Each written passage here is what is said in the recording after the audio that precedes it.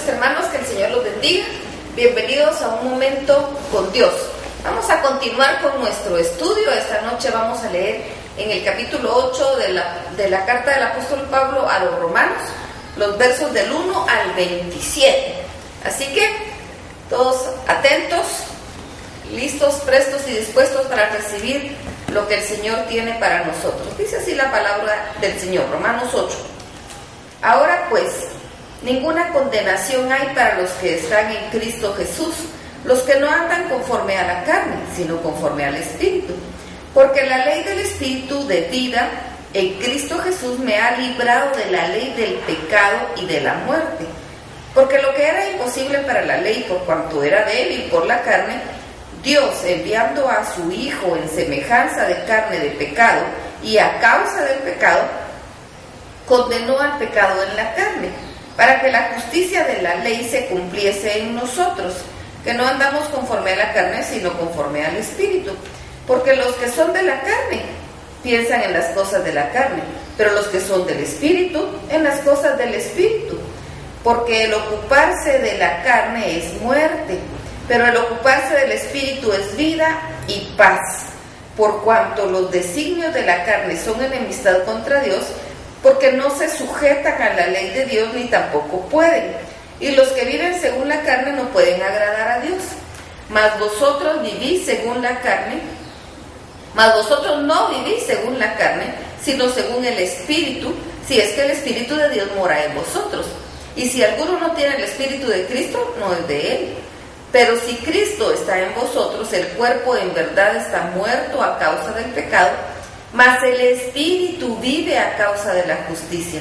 Y si el Espíritu de aquel que le levantó de los muertos a Jesús mora en vosotros, el que levantó de los muertos a Cristo Jesús vivificará también vuestros cuerpos mortales por su Espíritu que mora en vosotros. Así que deudores somos, no a la carne, como para que vivamos conforme a la carne. Porque si vivís conforme a la carne, moriréis. Mas si por el Espíritu hacéis morir las obras de la carne, viviréis. Porque todos los que son guiados por el Espíritu de Dios, estos son hijos de Dios. Pues no habéis recibido el espíritu de esclavitud para estar otra vez en temor, sino que habéis recibido el espíritu de adopción, por el cual clamamos, Abba, Padre. El Espíritu mismo da testimonio a nuestro espíritu de que somos hijos de Dios. Y si hijos, también herederos, herederos de Dios y coherederos con Cristo, si es que padecemos juntamente con Él, para que juntamente con Él seamos glorificados. Pues tengo por cierto que las aflicciones del tiempo presente no son comparables con la gloria venidera que en nosotros ha de manifestarse, porque el anhelo ardiente de la creación es el aguardar la manifestación de los hijos de Dios, porque la creación fue sujetada a vanidad, no por su propia voluntad, sino por causa del que la sujetó en esperanza, porque también la creación misma será libertada de la esclavitud de corrupción a la libertad gloriosa de los hijos de Dios. Porque sabemos que toda creación gime a una, y a una está con dolores de parto hasta ahora. Y no solo ella, sino que también nosotros mismos, que tenemos las primicias del Espíritu, nosotros también gemimos dentro de nosotros mismos, esperando la adopción, la redención de nuestro cuerpo.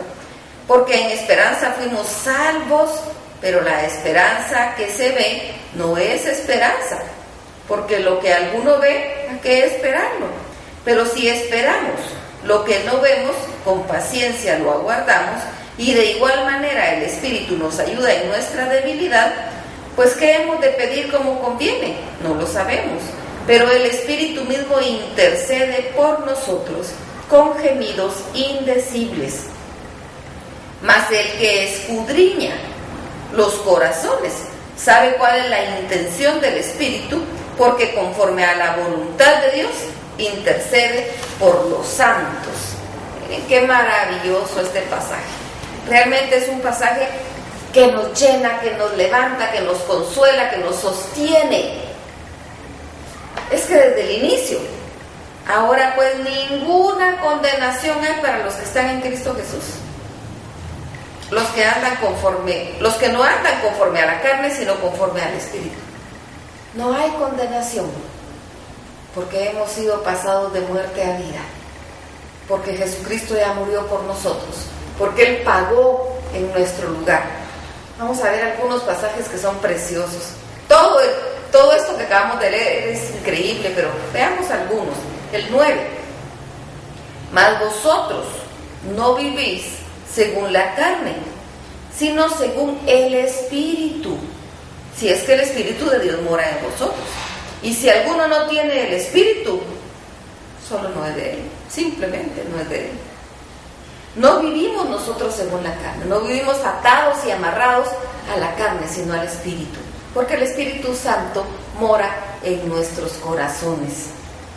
Pero si Cristo está en vosotros, el verso 10, el cuerpo en verdad está muerto a causa del pecado, mas el Espíritu vive a causa de la justicia. Y si el Espíritu de aquel que levantó de los muertos a Jesús mora en vosotros, el que levantó de los muertos a Cristo Jesús vivificará también vuestros cuerpos mortales por su Espíritu que mora en vosotros. Hay una renovación en nosotros a través del Espíritu Santo. Hay una renovación hasta en nuestros cuerpos mortales, dice la palabra, a través del Espíritu Santo que mora en nosotros. Por eso es que nosotros podemos comprobar en nosotros cómo nuestras fuerzas son renovadas como las del águila, dice la palabra, en Cristo Jesús y con el Espíritu que mora en nosotros. Por eso nuestras fuerzas pueden ser renovadas y por eso hasta nosotros mismos nos podemos admirar de lo que el Señor nos permite pasar. Es algo maravilloso realmente. Dice el verso 19, porque el anhelo ardiente de la creación es el aguardar la manifestación de los hijos de Dios. Porque la creación va en deterioro. ¿Qué estamos haciendo nosotros? Porque la creación está gimiendo la manifestación de los hijos de Dios. Y de repente nosotros estamos peleando por vanidades, por poder, por pequeñeces. Debemos entender y tomar nuestro lugar y sujetarnos a Él, porque de Él dependemos. Porque la creación está esperando la manifestación de los hijos de Dios. Porque la creación, dice el verso 20, fue sujeta a vanidad, no por su propia voluntad, sino por causa del que la sujetó en esperanza.